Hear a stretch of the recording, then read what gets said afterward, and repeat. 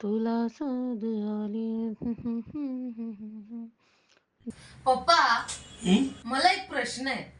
बाकीचे देव तर सिंहासनावर बसलेले असतात, मग हा विठुरायाच विटेवर का उभा असतो? हा, ती पुंडलिक नावाच्या भक्ताची आख्यायिका आहे. म्हणजे एक पुंडलिक नावाचा भक्त होऊन गेला, ज्याच्या मुखी सदा विठुरायाचं नाव असायचं. त्याच्यामुळे एकदा रुक्माई म्हणाल्या की मला या तुझ्या भक्ताची तुमच्या मला परीक्षा बघायची. विठुराया म्हणाला की चला. ते दोघेही निघाले आणि पुंडलिकाची परीक्षा घेण्यासाठी त्याच्या घरी आले. पाहतात तर काय, पुंडलिक नेहमीप्रमाणेच आपल्या आई वडिलांची सेवा करीत होता, आई वडिलांचे हातपाय दाबीत होता. इतक्यात देव म्हणजेच विठुराया आणि रुक्माई तिथं प्रगट झाले आणि म्हणाले की पुंडलिका, आम्ही आलो तुझ्या घरी. त्याने तिथूनच नमस्कार केला आणि म्हणाला की माफ करा देवा, मी माझ्या आई बाबांची सेवा करतोय, त्यामुळं मी उभं राहून तुम्हाला बसायची काही व्यवस्था करू शकत नाही, कारण त्या काळामध्ये माझ्या आई वडिलांच्या सेवेत खंड पडेल. पांडुरंग हसू लागला. तो म्हणाला की ठीक आहे. तो म्हणाला की पुंडलिक म्हणाला की देवा, मी ही वीट तुमच्या जवळ फेकतोय, कृपया त्याच्यावर उभे राहा. दोघही पुंडलिकाच्या या आई वडिलांच्या सेवेसाठी प्रचंड खुश झाले आणि त्यांनी त्यांना वरदान दिलं की जेव्हा जेव्हा माझा नाम उल्लेख होईल त्याआधी तुझा नाम उल्लेख होईल. आपण ते ऐकतो ना की पुंडलीवरती हरी विठ्ठल, श्री नामदेव, तुकाराम, आधी पुंडलिकाचं नाव घेतलं जातं. ही त्याची आख्यायिका आहे. म्हणजे मी थोडक्यात तुला सांगितली. नाही, पुंडलिक थोर होता, त्याची भक्तीही थोर होती, पण ती ह्या युगात शक्य आहे का? आहेत ना, म्हणजे आजच्या युगातही असे काही पुंडलिक आहेत जे आपल्या आई वडिलांची सेवा करतात, म्हणजे ते जिवंत असताना आणि मरणोत्तरी. काय? कोण आहे पण? तुला बघायचंय ते बघ.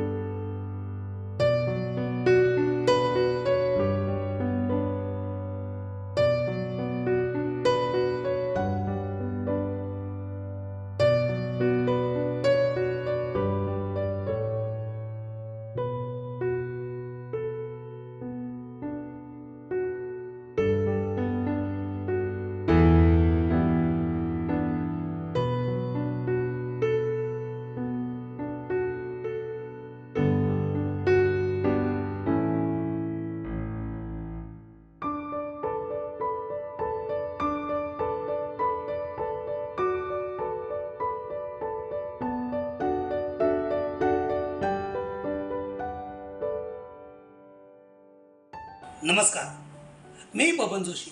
सन विवी या सदरामध्ये तुमचं हार्दिक हार्दिक हार्दिक स्वागत. मित्रांनो, आपण दरवेळेला कुणी हर हुन्नरी कलाकार किंवा हर हुन्नरी व्यक्ती, टॅलेंटेड व्यक्ती जी अननोन आहे, अशा लोकांना आपण भेटतो. आज सुद्धा आपण भेटणार आहोत एका पुण्यकर्म करणाऱ्या मुलाला. त्यांचं नाव आहे अमिश शहा. सर नमस्कार. नमस्कार. तुमचं स्वागत है, आपका स्वागत है मेरे चैनल, यूट्यूब चैनल पे. सर पहले आपके बारे में मुझे बता दीजिए कि आपका नाम क्या है, आपकी फैमिली कैसे है, आप क्या करते हो? मैं अमित शाह, मेरा डायमंड का बिजनेस है कि मेरे दो बच्चे हैं, जानेश और पार्थिव, और मेरी वाइफ है सारिका शाह. मैं 35 साल से मुंबई में हूँ. अच्छा. और तो इसके पहले आप कहाँ थे? हम पहले सूरत से। सूरत में थे आप, मतलब आपकी पैदाइश सूरत की है। हाँ, और 35 साल आपको यहाँ हो गए। यहाँ हो गए। तो आप डायमंड में कब से ज्वाइन हो गए? डायमंड में 35 साल से हूँ। अच्छा। हाँ, मतलब आपके फादर से या आप अलग से? हाँ, फादर तो मेरे एक्सपर्ट हो गए थे, उनके फ्रेंड्स से प्रकाश भाई। हाँ हाँ। और मीनाक्षी बहन, उनके साथ में ही मैं बॉम्बे आया। अच्छा। आज भी उनके साथ में हूँ। अच्छा। हाँ, वो जो है मेरे फादर हाँ। एक्सपर्ट होने के बाद वो मेरे फादर मदर जैसे ही हाँ। मुझे रखा है। क्या बात और मैं 35 साल से उनके साथ में हूँ। ये प्रकाश भाई कौन है? प्रकाश भाई गांधी। गांधी। और मीनाक्षी बहन गांधी। अच्छा। हाँ, तो उनकी वजह से उनकी वो वजह से आपको मैं प्रोत्साहन बॉम्बे। मिला धंधे के लिए। सर, आप अगस्त क्रांति मैदान में दीन गरीबों को अन्नदान करते हैं, उसका क्या रीजन है, क्यों? उनका रीज़न कैसा है, मेरा माताजी 2-2.5 साल बीमार रहे। उनके ट्रीटमेंट के लिए जो भी खर्चा होता था, अच्छा। 2-2.5 साल तक उनका जो खर्चा होता था, और उनके बाद उनका जब देहांत हुआ, अरे वाह। हाँ, तभी हम लोग बैठे बैठे बात कर रहे थे, मैं और दोनों मेरे बच्चों के साथ में, ज्ञानेश और पार्थिव और मेरी वाइफ के साथ बैठे कि क्या किया जाए। तो हम लोग ने वैसा सोचा कि जितना भी खर्चा मम्मी के लिए होता था उतना खर्चा हम गरीबों में अन्नदान करके उनकी याद अपने दिल में ताजी रखें। अरे वाह वाह वाह वाह। मतलब जो ट्रीटमेंट के लिए तभी जितना खर्चा होता था वन डे या हर महीने का जो खर्चा होता था, हाँ, महीने हाँ, का, हाँ। उतना खर्चा हम हर महीने गरीबों को खाने के लिए। सर, मैंने भी वहाँ का खाना देखा, मैंने वहाँ आपके साथ वहाँ खाना खा चुका हूँ। बेस्ट क्वालिटी का, अच्छे क्वालिटी का वहाँ खाना रहता है। और जैसे आप अभी बोले ना कि माँ के ट्रीटमेंट का जो खर्चा है वो आप करते हैं, आपने चर्चा किया बच्चों के साथ या आपकी वाइफ के साथ, तो कभी इन्होंने कुछ विरोध नहीं किया कि ये पैसा ऐसा जा सपोर्ट किया कि अच्छा पापा, ये अच्छा है। हाँ। और ऐसा अपना हम करेंगे ना कि उनको पैसा देने से अच्छा है कि गरम गरम खाना दो। ये सबसे बहुत अच्छी बात है, क्योंकि हमने देखा, आपने कोरोना की बात निकाली ना, तो बहुत सारे लोग आप जैसे लोग अन्नदान करते थे। तो लेकिन क्या होता था ना कि कुछ अन्नदान करते थे और पैकेट के नीचे 100 रुपये रखते थे। तो कुछ लोग उनके सामने तो खाना लेते थे, 100 रुपये जेब में रखते थे। वो खाना कोरोना काल में कचरे के डिब्बे में फेंका गया है, लेकिन मैंने आपको देखा है कि वही के वही खाना खाया। अन्नदान करते समय अगर हम किसी को कुछ देना चाहते हैं, कोई दीन है, गरीब है, अगर सच्ची में कुछ देना चाहते हैं तो पैसा मत दीजिए प्लीज, उनको अन्न दीजिए या उनके दवा के लिए जो भी हो, सामने वही दे दो, सामने कीजिए। हाँ। हम वही सोचते हैं, हमारे सामने होता है ना, हमको अच्छा लगता है कि भाई गलत इस्तेमाल नहीं हो रहा है। ये सर मैं कोकण का रहने वाला हूँ। हमारे यहाँ गांव में तभी कौले के घर रहते थे। कौला जो रहता है वो कौला के घर रहते थे। तो जो पिलर था लकड़े का, उसके ऊपर लिखा हुआ एक अक्षर था और वो कभी मैं भूल नहीं सकता हूँ। अच्छा। क्या उसके ऊपर लिखा हुआ था कि जो सूरज उगता है वो शाम को डूबेगा, सही तो दूसरे दिन वापस आ सकता है। लेकिन अगर हमारी माँ मिट्टी के अंदर दफनाई गई ना, तो दोबारा नहीं आ सकती है। वो जो आपकी जो सोच है कि मेरे माँ के ट्रीटमेंट के लिए जो खर्चा हो रहा है वो आप इस तरह से खर्चा कर रहे हैं, पुण्य कर्म कर रहे हैं, जो दीन गरीब है, जो गरजवंत लोग हैं, उनको अन्नदान कर रहे हैं। इसके आगे फ्यूचर में आपका क्या प्लानिंग है? फ्यूचर में अभी आगे देखते हैं कैसे कैसे जो हम लोग डिसाइड कर रहे हैं। मेरी बहन भी मेरे साथ में है। अच्छा, ये जो आपके भाई साहब या आप भी यहाँ जो भूखे को खाना खिला रहे, तो बहुत सारे लोग हैं कि माँ बाप मरने के बाद कौवे को खाना खिलाओ, गाय को खिलाओ, इसको खिलाओ, उसको, उनके लिए तो बहुत सारे लोग। आपके दिमाग में ये है जो भाई के दिमाग में आ गया, इसके लिए आपकी क्या राय है? भाई सही काम कर रहे हैं?